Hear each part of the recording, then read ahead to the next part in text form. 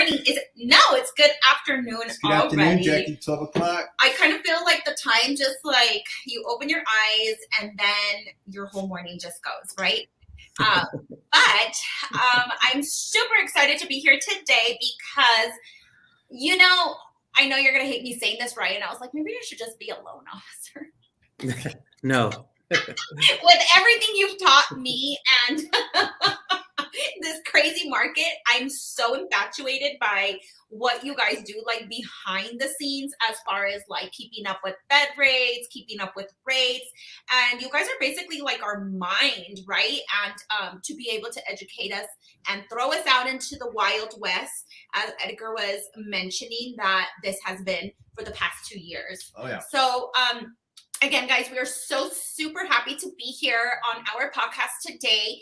I have brought Mr. Ryan Nevarez numerous times to our podcast, and it's just, we need to know if you agree with me, Ryan, on this market, what it's doing to us. It's making us go round and round in circles, and you know what we're going through on the real estate side. Yes. We want to know, or what do you?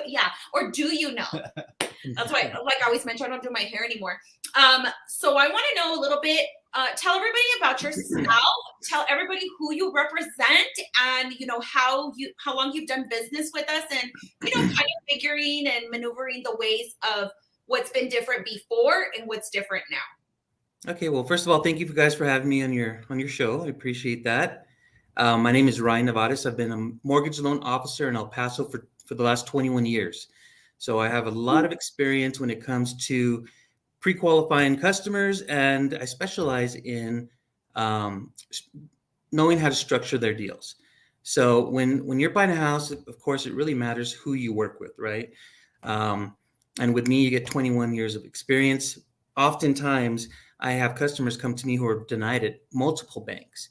And it's not that they're not approved, it's just that you need to tweak the loan, make adjustments, consult with the buyer, tell them what they need to do to raise their credit, pay off some debt so they qualify. There's countless things that we can do. But of course, you have to have the knowledge in order to make those suggestions to your borrower. So that's where I pride myself in the knowledge and the experience that I bring to the table. As you guys know, I've saved many deals for you over the years where your borrower was last minute. I think actually we're closing one on Friday. You guys sent this to me not even 3 weeks ago. VA loan, denied it with another lender, and we're closing it on Friday. And it was an easy loan to fix. It just needed some tweaking. And that's where I add value to you guys and your team, of course. I've been working with you guys for Jackie, with 15, 20 years almost. Don't tell your age. I'm only 35. There you go. Yeah. We've been lenders and realtors since 10. These 2 years have caused us some more grays, and Oh, yes. Yes. I have not been pampered. I haven't pampered myself in so long. I just feel like this market is driving me insane. It is driving me crazy. And we feel defeated on this side, Ryan, as real estate agents on most of the cases. And, it's been rough for us all to win offers. And the whole realtor nation is going through this. So I know it's not just us. Right, so we want to know, we want you to tell us, break it down on where you think these feds are going to be raking, when they're going to probably, más o menos, when they'll be raking these rates up. How is it going to affect our El Paso market, our clients, and their purchasing power? Right. Okay. So over the last couple of months, we've seen the biggest adjustments to the rates. I'd say over the last 3-4 months. Towards the end of the year, we were still quoting low to mid threes. And when we're talking about rates, it's important to understand that there's many factors that contribute to the rate that you're going to qualify for. Credit scores, down payment, loan program. There are many factors. So when I get people calling me, hey, what are today's rates? It's a very loaded question. It's just so much I don't know about the loan. So it's hard for me to quote a rate. If you want to ask what is the average right now, you can go to Google and it'll show you the average mortgage rates in the country. On a 30-year fixed conventional right now, it's about 5.42. For a 15-year, it's 4.372. A few months ago, those rates were in the mid to high threes. So you can see that there's been a huge adjustment in the last couple months, maybe a point to a point and a half. Now you wonder, well, how does that affect my payment? Well, on a $200,000 loan, if you're putting the minimum 5% down payment on a conventional loan, your payment is going to go from it's going to increase about $125, $130 a month. And for people who are on fixed income monthly, that's a significant increase, right? So what's going to happen there? It's going to reduce what you're able to qualify for now because your payment has gone up. For the same house, same $200,000 home, your payment is now $125 higher, just because rates have gone up, and they're going to continue to go up. They're still trending upward. We're seeing some slight increases, but when you're watching the news, when you're reading articles, when you're scrolling through Facebook and you see rates are going down, that's a lot of hype, and there's a lot of fine print to that, right? And when you're talking about the cost of a rate, whether it's getting better or worse, it's in very small increments, and over time it translates to big change. So I had a couple of loans close in March. We saw this rate hike coming because we're monitoring the rates, and we have a lot of secondary information. We get alerts to lock our loans and this and that. So I was able to talk to 7 of my borrowers last month and advise them to lock their rates in when they did. And when we went to closing, I went back and looked at some of those loans, and I was able to see that had we not locked those rates, some of them had locked in like 4.125 for conventional loans. The rates at closing on those loans would have been in the low 5s, 5.125, 5.25. So through our monitoring of the rates, we were able to advise our clients that it's best for them to lock their rate. They were very hesitant because they felt even in the low 4s, they were high. But we showed them all of our data, and they ended up locking. And at the end, I got so many phone calls saying, "Hey, Ryan, thank you so much for telling us to lock our rates, because we didn't feel it was the right thing at the time. We were reluctant, but we did it under your advice and ended up saving them a lot of money in the monthly payment had we waited and locked at a later time." So that's where we add value. But so if your rates are going up, your payment is higher, you're going to qualify for less, right? And as you guys know, my hats go off to all you realtors out there, boots on the ground, fighting for your clients, submitting offers, showing houses. It's very, very difficult. And I don't know if that's something I could do personally. So my hats really go out to you guys. You can help with the appraisal waiver. Partial. Well, I do have those coupons I sent to you guys. Can you guys hear me? I think a lot. Unfortunately, I guess there's some internet thing that we're going through right now. But if you can't hear us, please comment, because we won't know and we can't restart. Correct. So are we doing okay? You're breaking up a bit. Yeah, it broke up a little bit. Okay, it broke up a little bit. We're back, guys. So realtors are with their feet on the ground. You guys are behind the scenes. What changes have you seen behind the scenes that you can relay to us real estate agents on being proactive and being super urgent on trying to get these buyers into a contract before we lose more buyer purchasing power? Okay, so excuse me. A few years ago, even we could pre-qualify a borrower, give you guys an approval letter. You'd have them under contract in less than a week. We'd close in 30 days, and that was the pattern that we would see. Now we're starting to see that we're having our consultation with the buyer. We're providing you with a pre-approval letter, and you guys are out there for even months, sometimes submitting multiple offers for the same client. So that turn time now is gone from 30 days from loan app to closing to 60, 90, 100 days sometimes from loan app to closing. So when I'm consulting with my borrower, I'm giving them the current market rate, right? And I'm also giving them a payment based on the current market rate. If 3 or 4 months have gone by, and in this case, they've risen so much over the last couple of months, now your payment is $120 higher. So now we're having to call our borrowers and say, look, rates are not what they were when we first talked. I know you're still looking for a home. This is where rates are right now, and this is what you're going to qualify for now with these new rates and payments. So it is having an effect on what they're going to qualify for. So we're having to bring down those qualifications, maybe from 200, now they're qualifying for 185 or 180.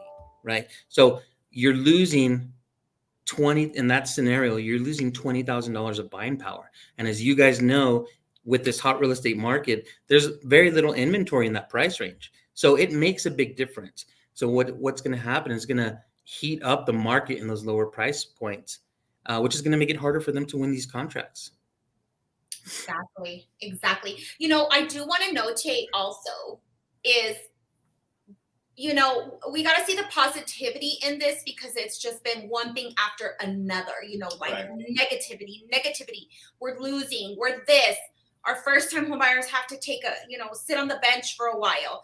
And because, you know, there's only enough money that they have to pay for their down payment and their closing costs. Now they're having to come in with either a partial if the house doesn't appraise, or a full, you know, waiver, the waiver, right? So Right. so I want to mention, just 3 years ago, we were at a 6%, which was pretty good.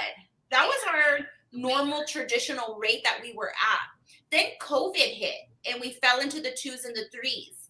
So I kind of feel that, you know, 5s and 6s are still manageable.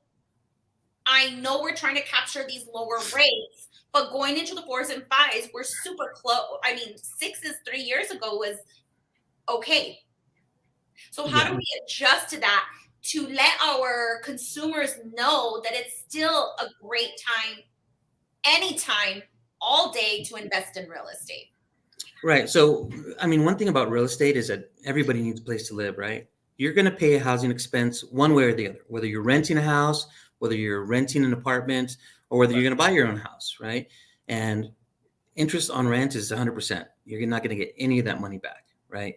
And even on a mortgage, you know, there's a lot of interest up front. So you're not paying down your loan as fast as you would think. But the positive thing over those last couple of years is the appreciation that the real estate market has experienced. It's outrageous. I think normal appreciation was 3 to 5% annually. Now we're seeing like 12, 15, 18% annually over the last couple of years. So I have many customers who I'm actually able to do refinances for to eliminate the mortgage insurance because their properties have increased in value over 20% over the last couple of 2-3 years. So that's money in your pocket. That's money in your bank. It's not in your hand, right? But it's money that you now have gained through the appreciation of your home. You're not going to see that when you're paying rent at an apartment, and you're not going to see that when you're paying a landlord's mortgage off, right? Exactly. It's just wasted money. So the offset here is the high appreciation that we're experiencing in this market right now.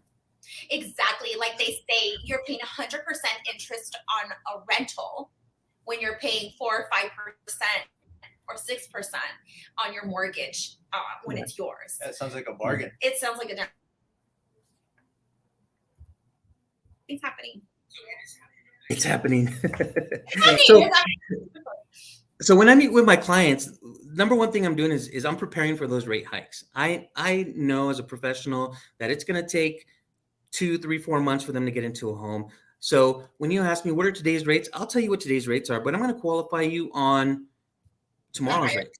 I'm looking ahead because I don't want to have this discussion with you. Well, yeah, I qualified you at today's rates, knowing you're not going to get into a home under contract and close within the next 60, 90 days. So I've already prepared my client for that. So I'm qualifying them based on what we project the rates are going to be in the next couple months. That way you guys aren't wasting your time spinning your wheels looking for a house at 200,000 when now they only qualify for 180, you know, and then you guys are back with that client square one, looking for new properties, submitting offers, running around. Gas is not cheap. Your time is not cheap.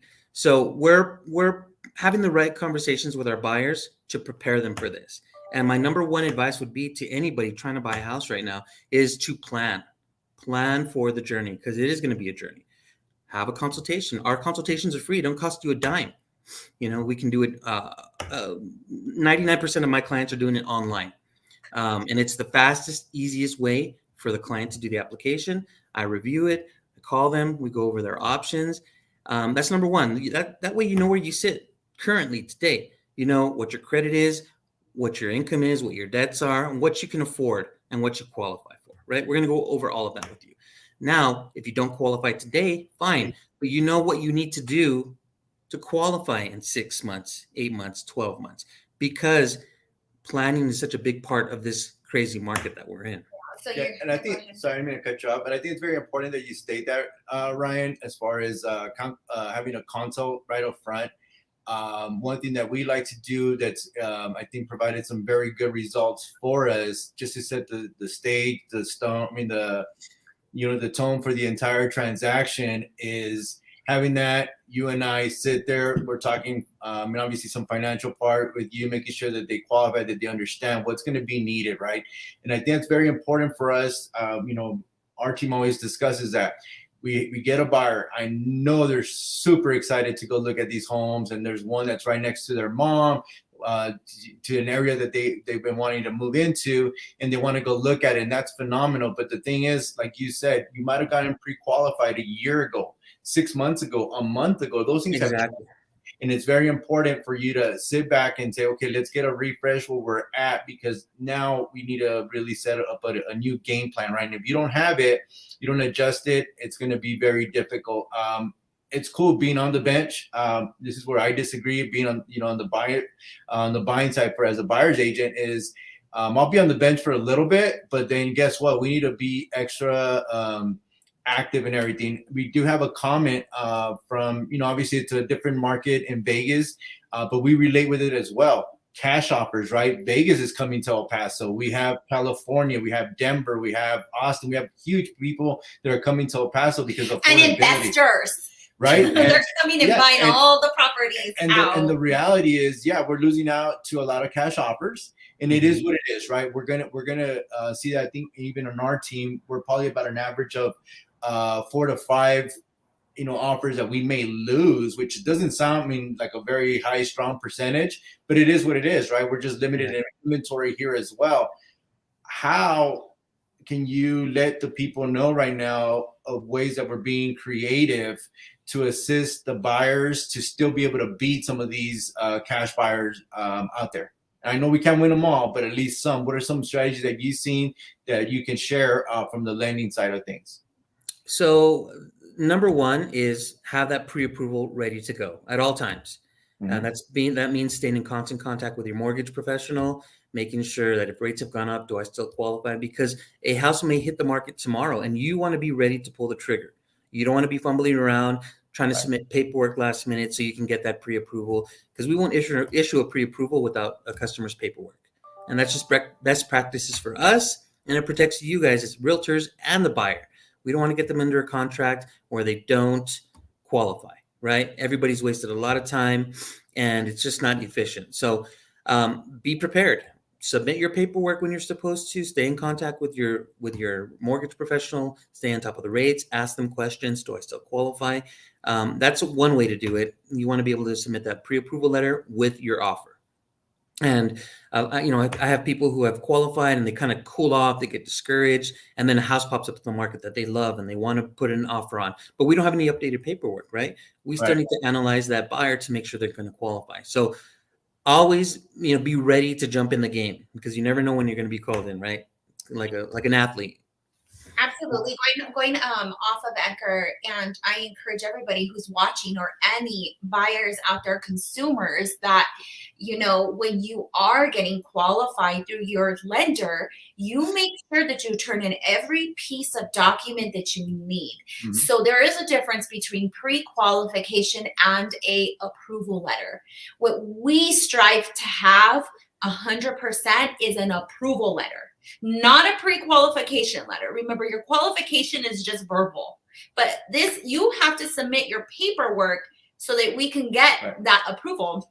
And that right there, my friend, will help win against cash offers or any other offers when they see approval letter. You have submitted the paperwork. Ryan is checked off A, B, C, D, E. He has ran it and got an approval. So how important is a pre-qualification and a pre-approval, if you want to touch on that, Ryan? Okay, so pre-qualification is we're just basically looking at your credit, looking at all your income documents, and we're running it through our automated system for an approval. Okay, now many times that is good enough. Okay, when you have a borrower who's got good credit, low debt, assets in the bank, we know that they're going to qualify. Now, when we start as a company, when we start doing our pre-approvals, is when we run into self-employed borrowers where their income is different annually, or even employees who have variable income, or manual underwrite where we can't get it approved in the system, but we still have another option to get them approved through an underwriter. And in those instances, we will be submitting the file to an underwriter for approval. Okay, because we want to make sure, especially me working with you guys, with a big team like you guys, I want to make sure that I'm doing right by you and your customer. The last thing I want to happen is for everybody to go through this process and a week before closing, the long journey that we've had, and tell you guys, you know what, they don't qualify anymore because of their income or because of their asset. All right, you got me? Correct. Yeah, so the last thing I want to do is have this deal fall out because we calculated income wrong and the underwriter would have looked at it differently. So on those files, we do submit those to an underwriter and we actually give you a pre-approval, which means, and it's almost as good as cash in the hand, right? Because we've already underwritten the borrower. We already know all their deep, darkest secrets, right? And we're able to give them an approval. Now it's just the property stuff. Now we got to get the title commitment. We got to order an appraisal, wait for those things to come in. But as far as the borrower, we're already signed off on all of them. Yes. And I will tell you this, on the listing side is if I get some cash deals and I do have some other, finance, I have financing and cash, cash isn't everything nowadays, even though cash is king.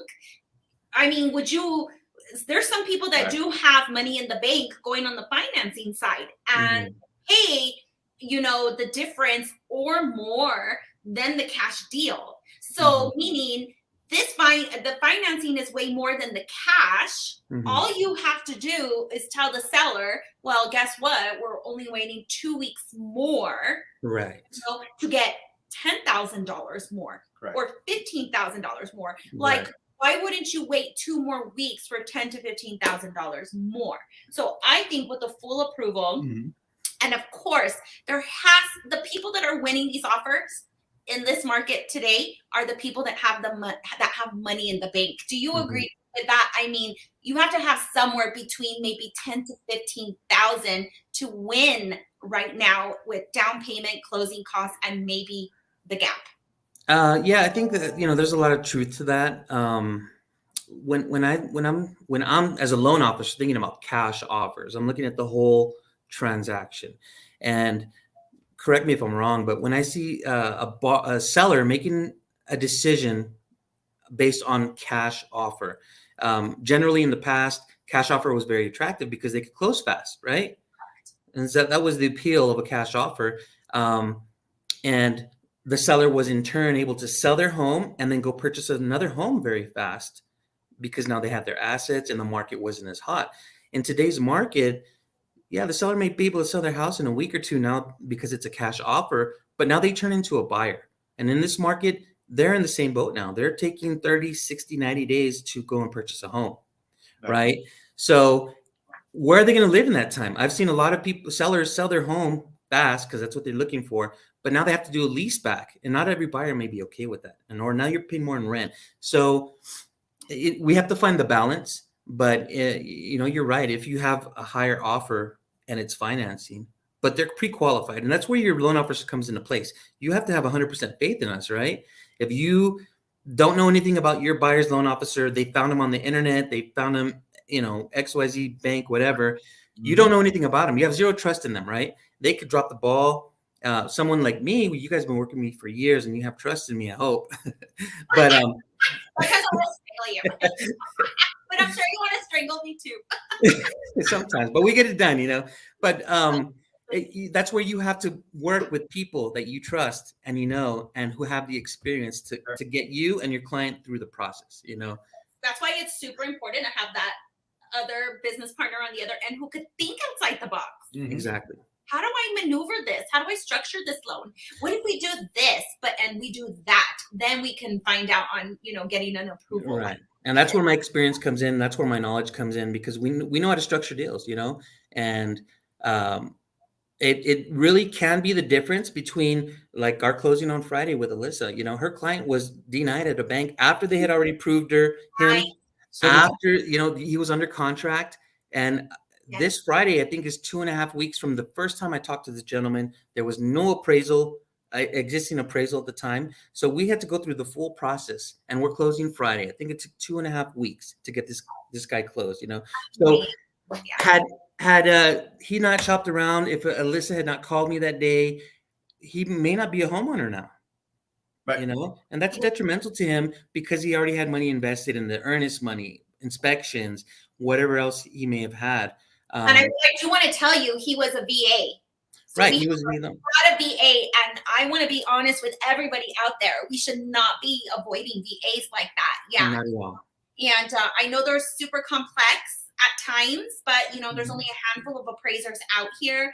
But you know, there's ways that you can negotiate or counter a VA offer. That could be like maybe covering the lender required repairs, or you know, the buyer doing it XYZ. But altogether, it's very when a VA right now and an FHA, for whatever the hell reason, we made it the norm here in El Paso. realtors. Yeah, us realtors, we've been People are afraid of repairs, of lender repairs, and you know, they're afraid of what that appraisal is going to come back at.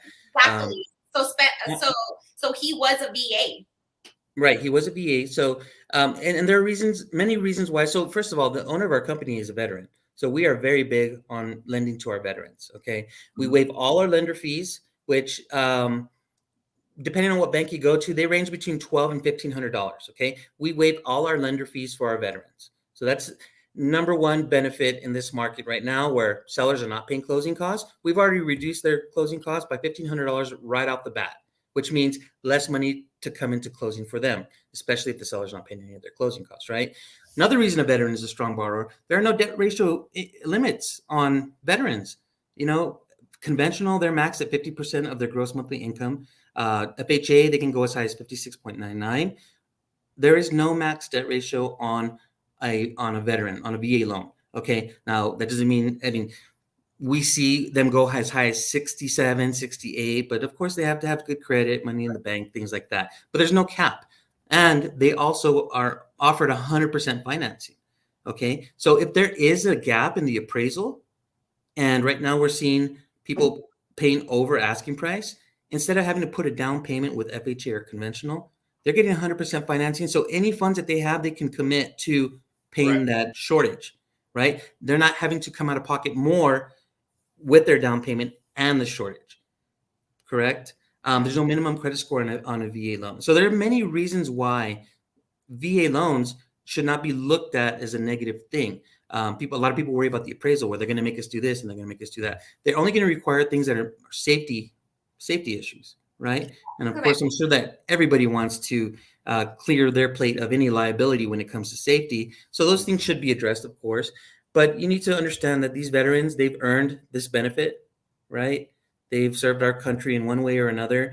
And Absolutely. to put them at a disadvantage because they're using their benefits that they've earned is, in my opinion, it's not right, you know. And I think a little bit more education throughout the community would help resolve that stigma that we have. When we, Honestly, you know, I think it's misconception, to be honest with I you. do. And I think who did that were some, you know, it starts with the letter A, appraisers. And, you know, they were making it very difficult on VA lender requirements and all this stuff, you know, so it kind of scared a lot of us away. Like, oh my God, they're going to ask for this, oh, this, and then it's coming in short. And then, you know, so look at this, guys. On a VA appraisal, okay, this doesn't happen for a conventional appraisal. This doesn't happen for an FHA appraisal. But on a VA appraisal, if it's going to come in short, they're going to put their appraisal on hold and they're going to call us and they're going to tell us, hey, we think this might come in short. Do you have any information to provide to us before we give the value? They're not going to do that, FHA. They're going to make their determination. They're going to give us the report, and then you can rebuttal it if you want. But a VA appraiser is going to call us and say, hey, guys, they're going to give us heads up. What, you know, and they're going to give us an opportunity to provide your comps, the selling agent's comps, and say, you know, help us justify this. They're working with us. And to me, that's an advantage, rather than having them stick their number on that appraisal and that's what it is. You don't like it, rebut it. But to me, they're working with us. And I think that's an advantage for us too. Now, when it comes to statistics, VA appraisals on average are coming in low fewer times than a conventional appraisal or FHA. Okay, And so if you look at the numbers, you'll see that they don't lie.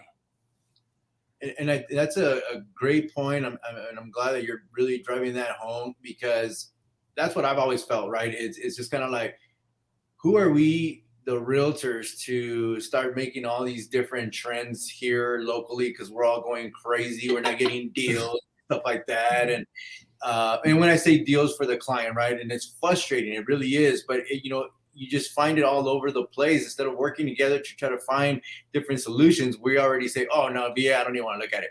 And I'm like, it is the strongest type loan out there. I mean, it really is. It really is. And it's about being educated.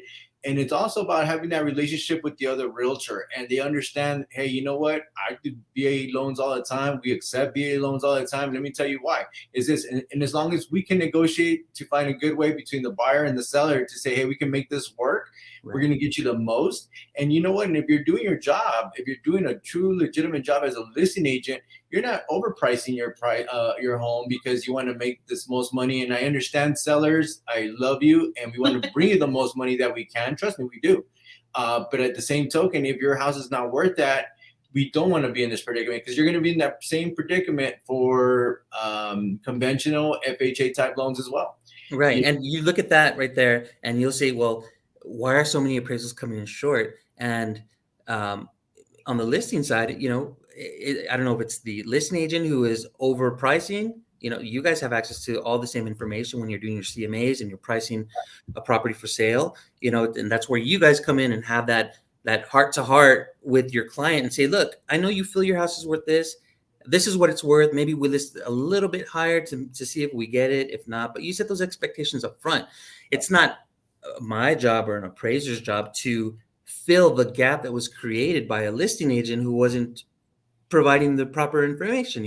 It's setting a false expectation. So when you have a sales price of $300,000 and the listing agent should have done it at $280,000, well, now in the seller's mind, I'm losing $20,000. When that's not the case, when the property probably was never worth that to begin with.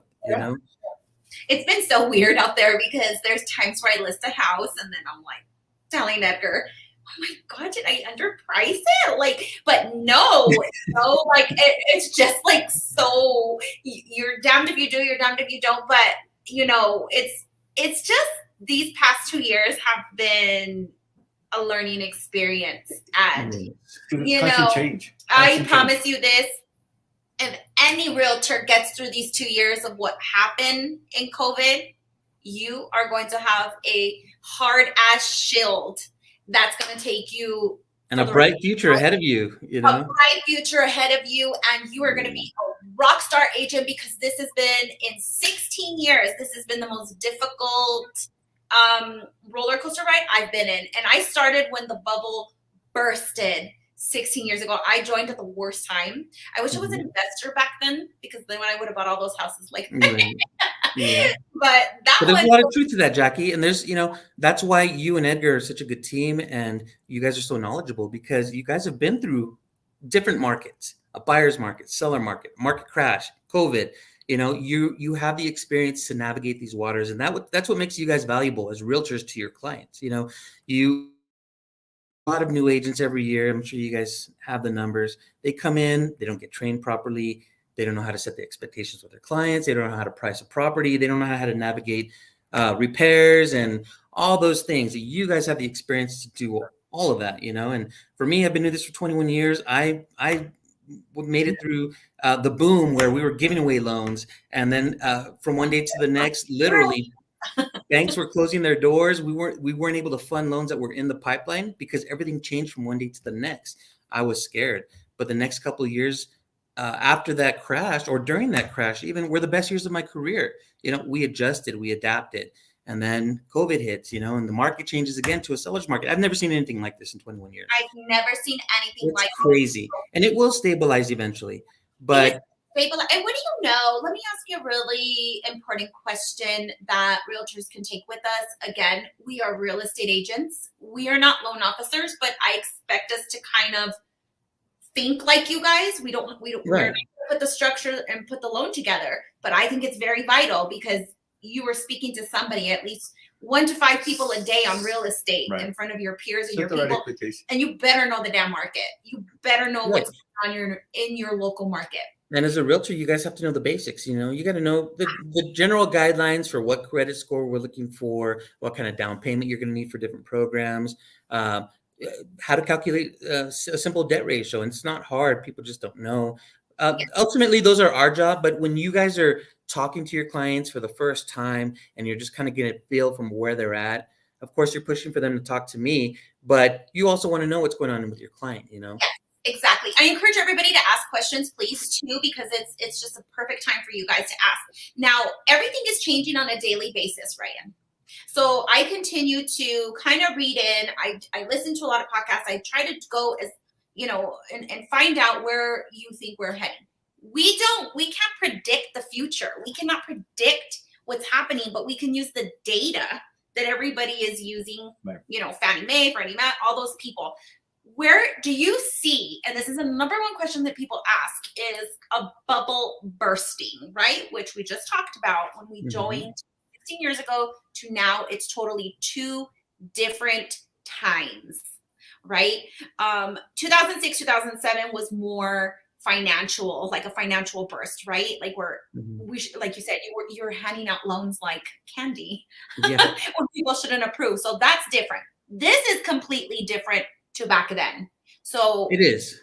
Yeah. Right. Tell us I don't think there's going to be a burst of the bubble. I think the market's going to start to stabilize. I don't think it's going to crash. It's just going to correct itself.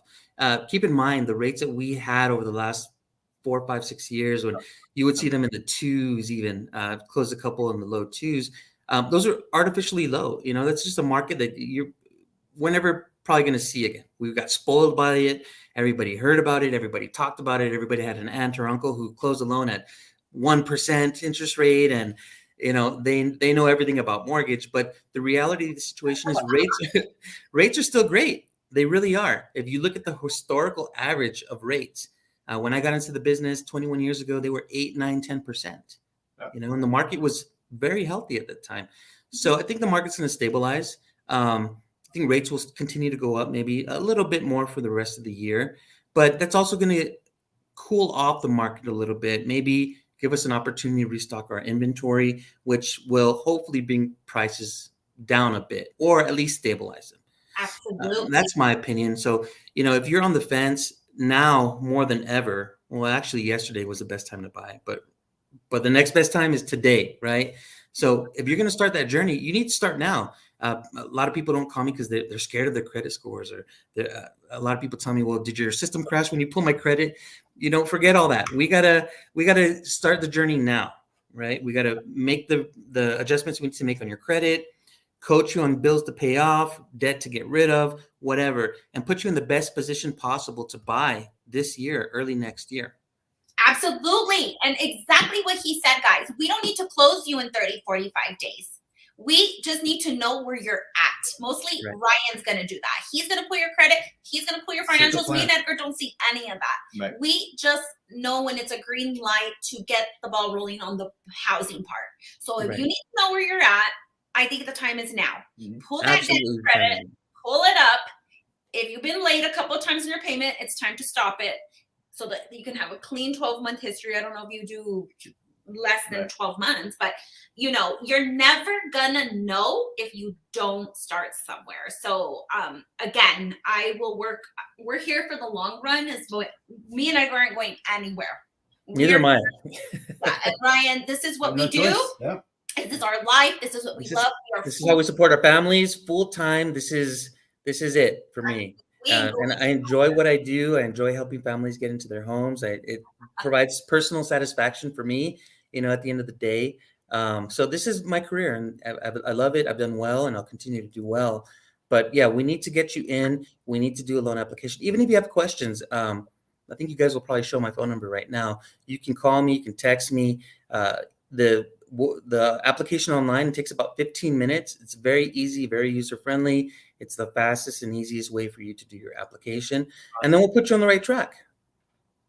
Absolutely. Hey, really quick, just going back to the VA before we wrap things up. You said no minimum score. So where does the VA have to be? Okay, so we run our loans through an automated underwriting system, okay? And we have to get an approval in the automated underwriting system. So that doesn't mean at 560 you're going to get an approval, even at 580, right? It looks at your overall profile. Someone with a 580 who has, there's a reason you have a 580, right? You have late payments, collections, probably not going to work for you. But if you have maybe a small down payment and you have collections only that are old and they're keeping your score down, but you don't have any recent lates in the last 24 months, you might get approved at 580. You might get approved at 600. Now, if you have a 620 score, but you have recent lates, you may not get approved, right? So we really take into consideration the overall credit profile, right? But like on a conventional loan, you're looking at about 680 to 700 minimum with good credit depth and history. Without that, you're probably going to be on an FHA loan. And the FHA loan minimum credit score is 580. So can we do them under 580? It's possible. I've done them. They're very far and few between. So that is not the expectation. But we will look at where you're at and we will tell you where you need to be to become a homeowner. Beautiful. One of our topics was, is DPA going to go away? Right. So that's a big topic right now. So DPA is down payment assistance. Clients with DPA. Yeah. So that's down payment assistance. Okay. So I'm sure everybody knows there's down payment assistance. There's a couple of programs that are run by the state. Okay. The state determines the rate. The state determines the amount of assistance. And those have changed recently for the worse. So the state was offering a 3, 4, and can you hear me? Okay. Can you hear me? Yes, sir. Yeah, DPA. Okay.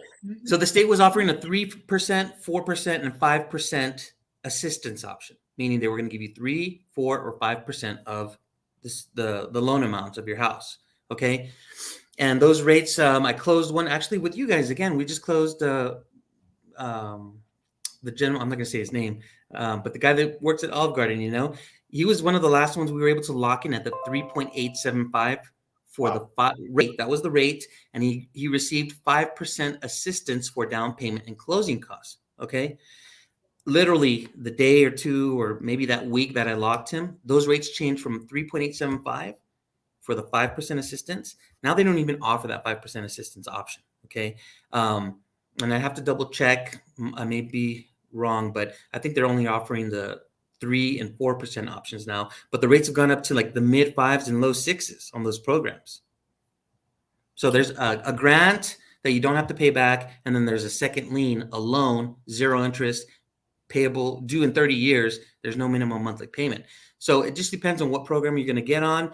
But yeah, they've lowered the assistance down to, I think it's 3% now. Gotcha. And some programs you have to be a first-time home buyers. Other ones you don't. There are income limits on some. There are no income limits on the others. So it just really depends on which one suits you best. But that 5% down payment assistance option that they were using for their down payment and part of their closing costs is no longer available. And those are provided by the state. So they call the shots. They tell us when they have those programs available and what the rates are going to be for those programs. And there's nothing what we can do about that. Beautiful. And I think that's where it's super important that you get to with a professional on the mortgage side of things to go into get your profile. And that's what they look for, right?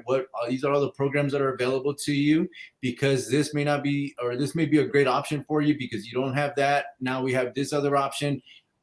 That's where you have Ryan's or someone like Ryan that can definitely walk you through those steps to find the right plan for you. And I know we do it time and time a day. And yes, some of those loans that come in through different sources and whatnot that just do not work. And we say, hey, maybe look at a second option is always definitely something. Don't get turned off or your dreams drop right down because you heard the ugly words, right? Oh no, whatever. Yeah, don't get discouraged because those programs are probably going to come back. We don't know when, but more than ever, what do you want to do? You want to be prepared for when those programs come back to be one of the first ones to take advantage of it before they vanish again, right? Exactly. If you get discouraged, if you say, you know what, there's no way I'm going to buy a house right now, you stop the process, go on with your life. And in 6 months, those programs come back and you say, oh, they're back. I want to buy a house now. But you're not ready because you stopped going through the process. You know what I'm saying? You want to put yourself in the best position to buy a house. And that's by always being prepared and talking to a mortgage lender today.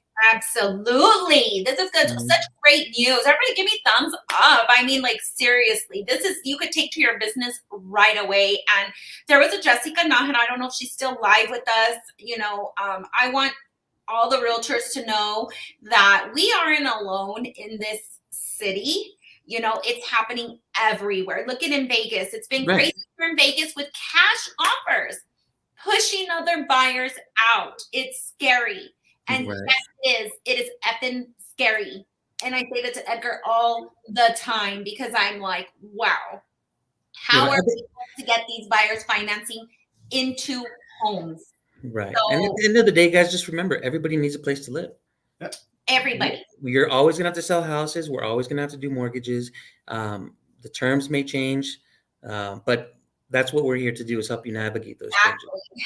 And before we end, on a side note, I want to just applaud the Realtor Nation again, because guys, we need each other. Yeah. And it's like us coming together to be able to support each other during the hard times.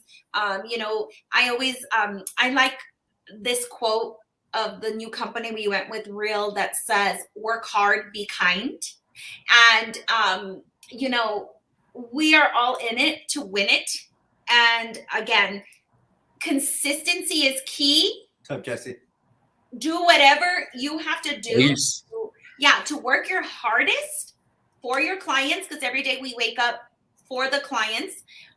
So keep on pushing, keep on hustling, and just keep reading and keep listening to podcasts, keep talking to your lenders, your loan officers, and keep on masterminding with them, because we need them more than ever. We need you guys. Yeah. I mean, because we don't, we're blindfolded. So, you summarized that perfectly. Like I said, we all got to stick together, find different ways, stay creative among each other, and do the right things, because what's going on right now is going to also be very important for what's going to happen 2-3 years down the road. And it's not always going to be the same. So always, like the good old saying is, always remember, be ready to make some adjustments on the fly. Sudden change, things happen, right? Yeah. I do have one of our listeners, and I just wasn't sure if she was talking to me or you. Ryan, if you see that right there. Wow. I'm taken. I'm sorry. So I want to go ahead and say, give 1 thumb if it's for Ryan, or 2 thumbs if it's for Edgar. Oh man, Mom. Please, Mom. Oh my God. We're some conceited guys and all that. Anyway, both handsome men. So guys, go get it, go crush it. And if you have any questions, if you always get a second opinion on your loan, it's like a doctor, right? Like, you want someone, one can give you bad news, but if you go to a second opinion, you may get some good news. You need a lot of opinions. I'm shopping for a lot of things right now, big purchase items, and I'm not going to mention them because I don't want my inbox to be flooded again. But I'm talking to 4 or 5 companies. I'm doing my due diligence. I want the best deal, and I can understand as a consumer why they want the best deal. And the best deal isn't always the lowest rate, the lowest fees, because you can find that at a bank. It's going to take you 60-90 days to close, because you're on a conveyor belt system where you're talking to a different loan officer every day, a different processor every day, and they might get to you in 90 days. Is that worth $5-10 a month? And risking not closing on that property, not getting that house, not seeing that appreciation over the next couple of years? There's so many factors that come into play. And I just want to mention this. When you're shopping around, as I do, you don't want to just look at rate. You cannot be fixated on the rate. You cannot be fixated on the payment. You have to look. You have to ask the bank for a loan estimate. This is going to break down all the fees associated with your loan, okay? And you may have a lower rate, but you have to look at the lender fees. And many times I have clients come to me, Ryan, they offered me a 4 and you're at a 4.25. And I say, well, send that over to me. But the other bank is charging 2% in lender fees, $3,000-$4,000 for that rate. If I charge that same fee of 2% of the loan amount, I'm at 3.75. And of course, those rates are old, but I'm just using it as an example that it's not always about the rate that you see on the paper. You got to look at the fees. You got to see what you're paying for those rates. And then you can compare apples to apples. It's very, very important that consumers do that when they're shopping for rates. Absolutely. Couldn't agree more. Yeah, couldn't agree more. So on the end note, guys, anything else you'd like to leave anybody off with, Ryan, before we head out? Yeah, I'd just like to say, oh, my wife just commented on there. Thank you, baby. I'd just like to say, if anybody's interested in having a free consultation, I think you guys can post my phone number on there, right? Yes, we can. If not, you can reach out to Jackie and Edgar, and they will provide you with my information. Call me, text me, ask any questions that you want. It doesn't hurt to ask, and you may be qualified already. Exactly. And just a little quick note, you can call Ryan, or, I would highly encourage getting buyer's consultations in place, because it is just Absolutely imperative that you sit face to face or a virtual on Zoom with your buyers, because you need to break down what this market is all about right now, and you don't want to go in there blindsided. So make sure you guys are getting those buyer's consultations, and let's show them the reality. Right? We never want to overpromise and underdeliver, and you never want them to lose motivation and faith in you. And 100%. Right now is you guys have to stay loyal with each other and honest, because there's a lot of ugly realtors out there that are stealing people's clients, and builders that are stealing your clients as well for their reps. I know I have to punch that one in there a little bit. So make sure that you're doing your buyer's consultations, and you're there with your lender, and you're explaining why the buyer's representation is so important, because you're wasting your hard time showing these people and submitting offers and getting them into a home. Exactly. Boom. All right. All right, guys. Well, All right. Again, Thank you guys very much. Absolutely, buddy, you're welcome. Thank you. We'll talk to again you soon, for Ryan. always being available there, Ryan. All right, guys. Have a great day. Thank you. You got it.